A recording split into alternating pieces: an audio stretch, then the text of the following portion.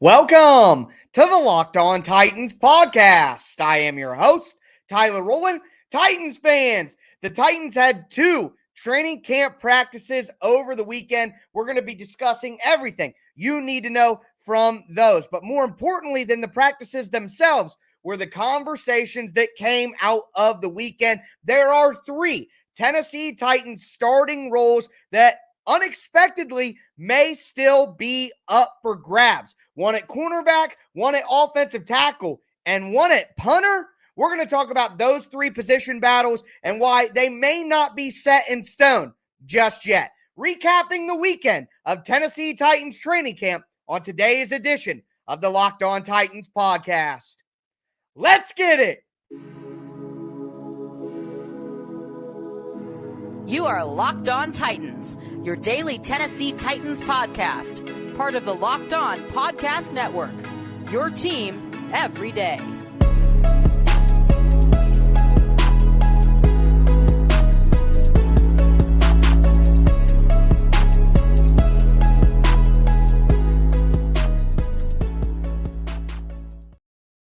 Titans fans, we are recapping the weekend of Tennessee Titans training camp that was and discussing three starting spots that, can't lie, it's a surprise to me, may still be open for grabs: cornerback, offensive tackle, and punter. I'm going to dive into all of that. Before I do, want to let you guys know that today's episode is brought to you by BetOnline. BetOnline has you covered this season with more props, odds, and lines than ever before. BetOnline, where the game starts. Also, do want to thank you guys for making the Locked On Titans podcast your first listen every day. If this is your first ever listen, make sure you subscribe on whatever platform you do stream. You're going to find the Locked On Titans podcast everywhere and always free. That includes the Locked On Titans YouTube channel. Subscribe there, smash the notification bell, throw a thumbs up on the video if you're watching right now. I'm trying to get to like 1 million likes on this video, so do your part. You can follow me on Twitter at TicTacTitans. Follow the show Facebook page at Locked On Titans Pod. I'm going to be putting out daily, Monday through Friday, free Tennessee Titans content from now until the end of time. So make sure you stay locked in with the Locked On Titans podcast. But the first starting spot that we got to talk about is cornerback. And all of us pretty much assumed that Caleb Farley was going to get the shot. He got a lot of pub from the coaching staff, got a lot of pub from the general manager about his improvement throughout the offseason, all of that.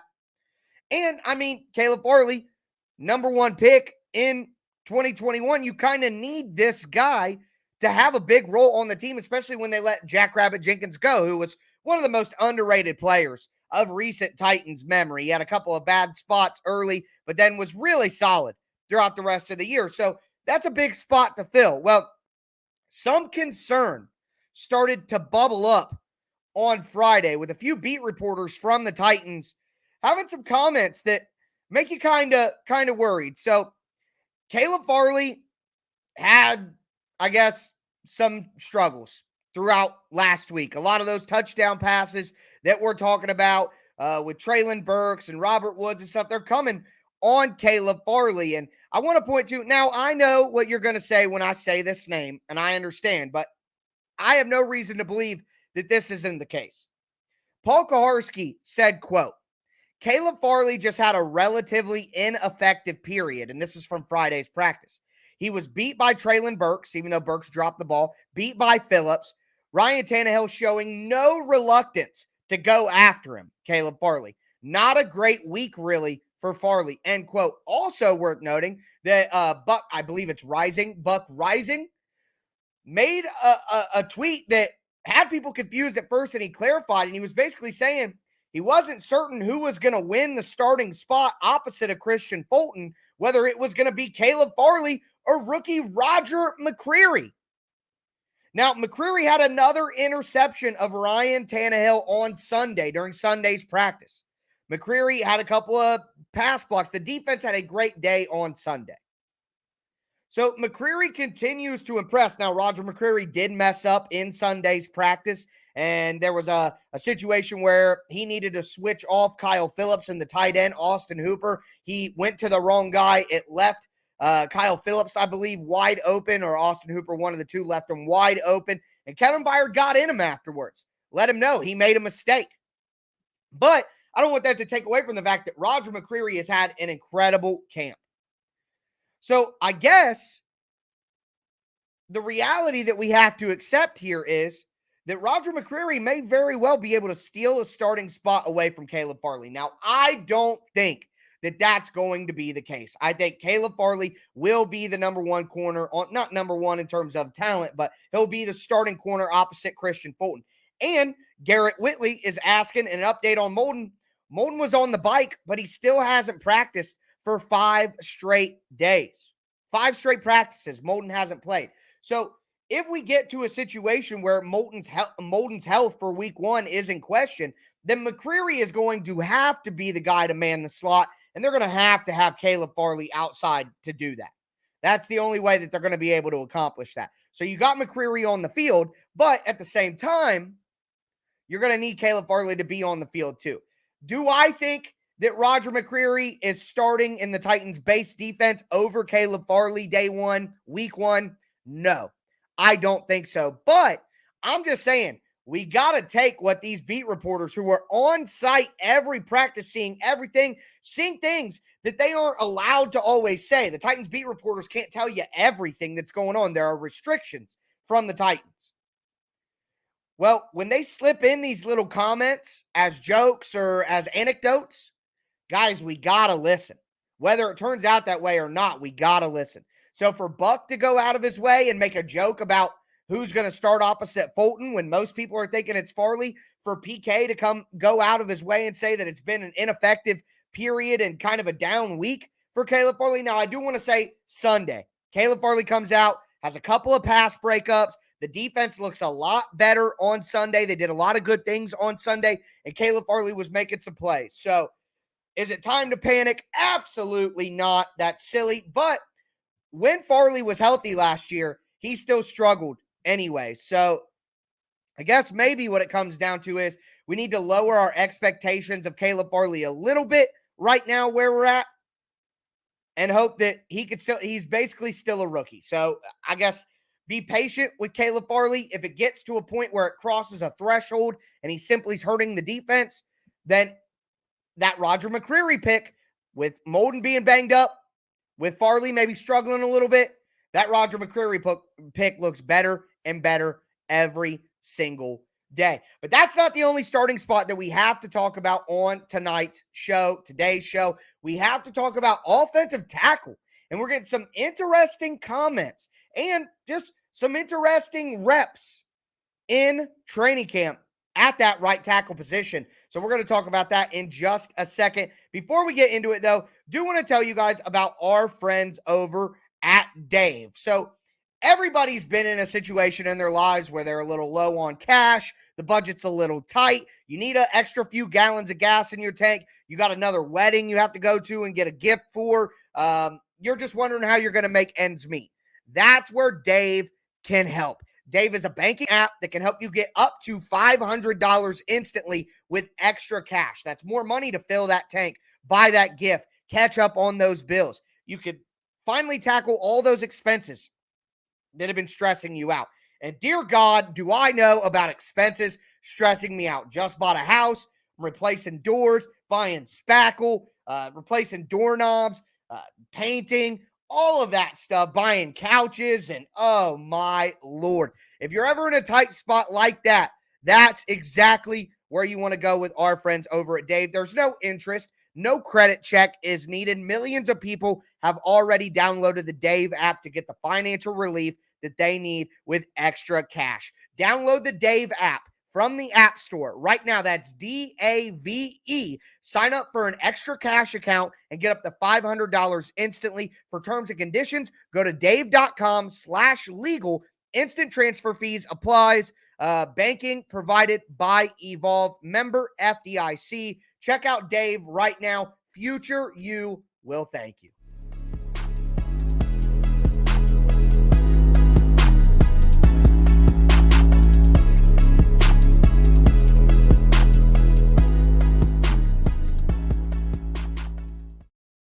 Titans fans, we're going to continue today's show breaking down the weekend of training camp practice. Can I say this real quick?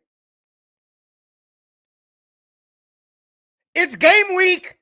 It is game week, ladies and gentlemen. So the Titans got a couple more practices. There will probably be a practice on Monday, maybe one on Tuesday. I would imagine there is a rest day on Wednesday. And then Thursday, the Titans will take on the Baltimore Ravens in their first preseason game. Super excited about that. Cannot wait for an actual game to break down. And I'm going to get you guys up to date with game previews on Thursday and probably Wednesday. After the game, I'm going to have instant reaction immediately after the game. I'm going to be breaking down the film throughout the next few days, the weekend. I'm also trying to move into that house. I got a lot of moving to do. I am as busy as I've ever been in my entire existence right now. But that will not stop the Locked On Titans train for this preseason action coming up. Make sure you stay locked in to the Locked On Titans podcast, free and available on all platforms all the time. Your team every day. We talked about cornerback. Let's talk about offensive tackle. Everybody expected Dillon Radunz to get the starting right tackle spot. And dear God, I think he's still going to get it. That is my take. Dillon Radunz is still the right tackle. But what I have to say here about that right tackle spot can only be spun as good news. Because again, it's a one of two things here. Let's just dive into the facts. On Friday, at practice, NPF, the rookie, offensive tackle with the 69th pick, nice, got first team snaps with the first team offense at right tackle instead of Dillon Radunz. Taylor Lewan called Nicholas Petit-Frere a Rain Man vibe. Super intellectual. Mike Vrabel said Nicholas Petit-Frere getting reps with the ones at right tackle is vital because that's what a competition is all about. He said, quote, "That's where we're at right now." Now, you can take that quote in a couple of different ways. Yes, they're just trying to have a real competition. But that's where we're at right now. Sounds like Dillon Radunz ain't getting the job done. And because Dillon Radunz isn't getting the job done, we have to give Nicholas Petit-Frere an opportunity to compete for the job to see if he's better. That's my read on it. Now, we can't know that for sure, but that sure does sound like what Mike Vrabel's saying. Also worth noting, reports are Terry McCormick on Friday said Nicholas Petit-Frere is doing some good things today in practice. PK even said Nicholas Petit-Frere having some very good snaps against Harold Landry and DeMarcus Walker. He was very physical in the 2-minute drill. I mean, getting quotes from the head coach, getting quotes from the starting left tackle, getting reports that Nicholas Petit-Frere is looking physical, doing good things. I'm just saying, I don't think what we have to accept at some point in time, guys, is maybe some of these guys aren't going to turn out the way we want. And that's why I come to you to say this. Like I mentioned last segment, if Caleb Farley doesn't work out, well, Roger McCreary sure looks like he's going to. If Dillon Radunz doesn't work out, it looks like Nicholas Petit-Frere might be all right. So, while I still believe that Radunz and Farley will be the starters at their respective positions, it's two things. Guys, maybe they just don't, Titans just got it wrong on those guys. And having those concerns are not out of control. Caleb Farley fell all the way down in the draft to the Titans in the first round when he's a top 5 talent because of the injury issues and because he only played cornerback for a couple of years, converted wide receiver. The instincts aren't there, but he's got all the tools. The health isn't there, but he's got all the tools. So he gets an ACL tear in his rookie year. The health, That has to continue those concerns. Dylan Radins was inactive for multiple games last year.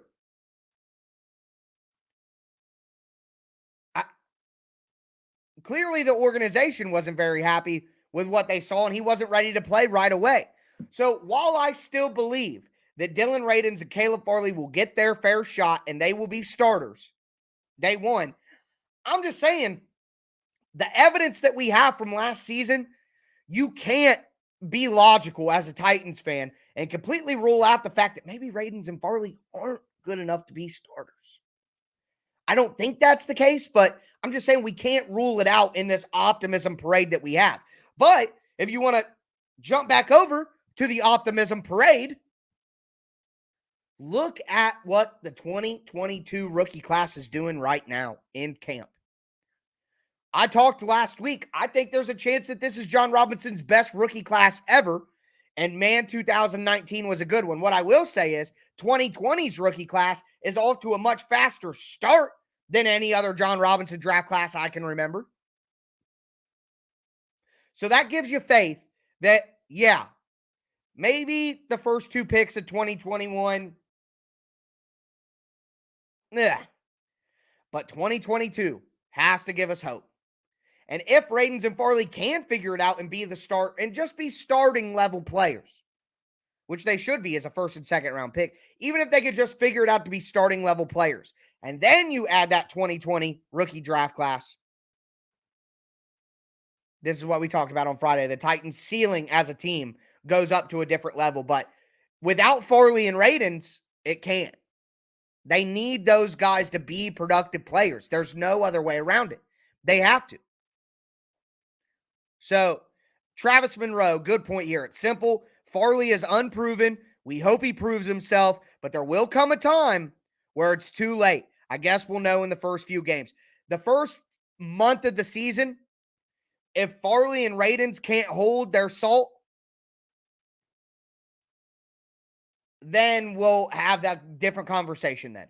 Basically, we'll have a different conversation at that point in time. But I want to move forward to some additional notes on practice that I just want to give you guys, updates on injuries, some standouts, stuff like that. But we also got to quickly talk about a third position, a third starting role that I don't know if I believe it, but reports indicate the punter position may be up for grabs.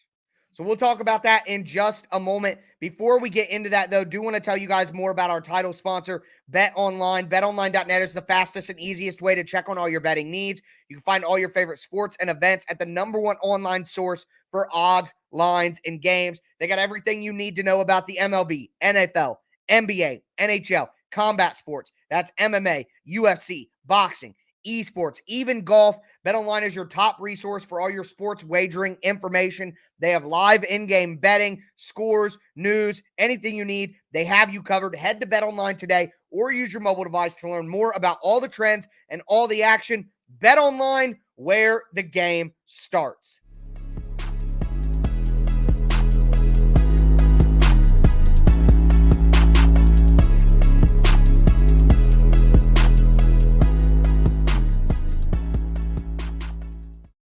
Titans fans, we're going to cap off this weekend recap of Tennessee Titans training camp by going over a third starting role that may be up for grabs. We talked about Caleb Farley against Roger McCreary. We talked about Dylan Radins against Nicholas Petit-Frere. Now, we got to talk about what may be the most surprising camp battle of them all. Punter, Brett Kern against the undrafted free agent Ryan Stonehouse.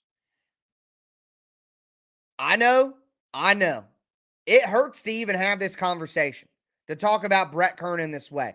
But if you've been following the show since the beginning of the offseason, I thought Brett Kern might get cut to save money because it was like $2.5 million he could save the Titans. Instead, the Titans to restructure of a contract with Brett Kern to bring his cap hit down. I think his cap hit was over $3 million going into the offseason. So they bring that cap hit down.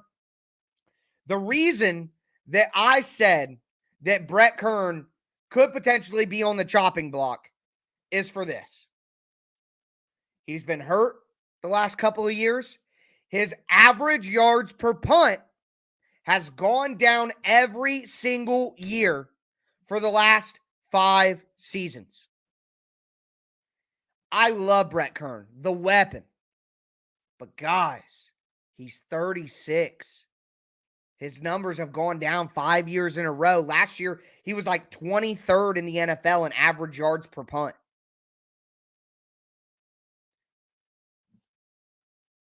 At some point, the Titans may have to consider moving on. And boy, Stonehouse has a boot. Reports are he was kicking 70-yard punts consistently in practice.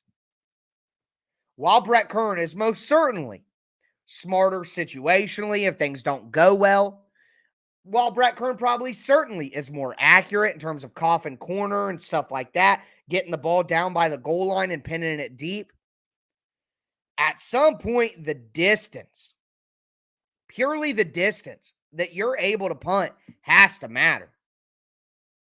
If you can make every single field goal within 30 yards, great.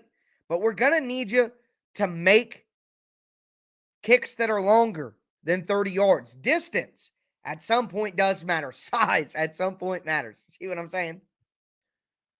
So while I do think that Brett Kern is probably much better at ball placement, as MB is pointing out in the comments, while he's situationally, if things break down, much smarter, holding the ball on the snaps, all that stuff, at some point, father time comes for everyone. And Brett Kern has declined 5 years in a row. So I'm just saying, I think Brett Kern is the punter. I hope the Titans can get Stonehouse back on the practice squad, keep him in the organization. But just don't be caught off guard if something like that happens, even though that's not what my expectation is. So those are the position battles and the starting spots that throughout the weekend, the conversation has led us to believe are still open. Some other things that I wanted to go over with you guys, though, just to kind of let you know some other updates. Bud Dupree and Ben Jones came back to practice over the weekend, so no issues there. Danico Autry, Cody Hollister, Elijah Molden haven't practiced in a couple of days. Elijah Molden was riding the bike, though, over the weekend, as was pointed out in the comments. So that's good. That means Elijah Molden probably doesn't have a significant injury, probably something soft tissue, blah, blah, blah. Other notes, though, just want to say here that on Sunday, Kyle Phillips continued to show up. He caught 2 pretty deep passes from Ryan Tannehill. Ryan Tannehill had some good moments as well, although the defense had a good day. Another guy, Hassan Haskins, getting all the first-team reps. Dontrell Hilliard got a little banged up early in practice. Hassan Haskins getting all the first-team reps at running back and reportedly looking pretty impressive with those opportunities. Also, worth noting here that Austin Hooper making some plays, getting that chemistry. I don't expect Hooper to be an explosive guy, but like Kyle Phillips, can be a chain mover for the Titans. And the last thing that I wanted to mention here for you guys is Chance Campbell, the rookie linebacker. I talked a little bit about him last week, but he's gotten a nickname from Mike Vrabel, Dr. Campbell, or Dr. Camby, something like that. Basically, Chance Campbell was asking a ton of questions and giving a ton of answers. Chance Campbell was answering a bunch of stuff in the meetings before other vets. He's a tackling machine, as he was called by position coaches. And reportedly, Chance Campbell told Mike Vrabel, "I didn't study pre-med." He said, "I know, it's a joke." So Chance Campbell, tackling machine, not an incredible sense of humor. Jack Gibbons. You know what? Man, it's been a long day. I've been doing house stuff. I'm sweaty. I'm tired. I haven't even eaten in 12 hours. Shout out to Only Loyalty Matters. We're talking about Gibbons. Chance Campbell did have a near interception over the weekend. So that's great. Yeah, not Gibson, but Gibbons, Jack Gibbons. Yeah, it's Dr. Gibby. Thank you, Kevin. Dr. Gibby. So Jack Gibbons fighting for a spot, but a lot of people were high on Gibbons coming out of college. No, you're right, Kevin. You're right. I'm having brain farts. We're 26 minutes into the show. It's been an incredibly long weekend for me, I got to tell you guys. But besides that, Jack Gibbons, Chance Campbell, both doing pretty well. And now I'm seeing my brain is catching up to my ideas here to tie that in because Dylan Cole is injured. And if Dylan Cole is out, that creates excellent opportunities for Chance Campbell and Jack Gibbons. And obviously, with Dr. Gibby getting the name from Mike Vrabel, with Chance Campbell getting shouted out as a tackling machine and getting near interceptions over the middle of the field, I like both those guys having real chances to make the roster. But clearly,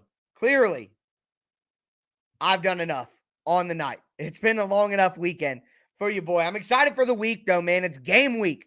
It is game week, folks. We get a Tennessee Titans game this weekend. And other than some buys scattered throughout, Tennessee Titans games from this week all the way until January. So I'm going to rest up. I'm going to eat some food. I'm going to get ready to go. Can't wait for the week ahead. Practice on Monday. I'm going to be recapping everything for you guys on Monday night. That's going to do it for me today, though, folks. As always, I am your host, Tyler Rowland, and this was Locked On Titans.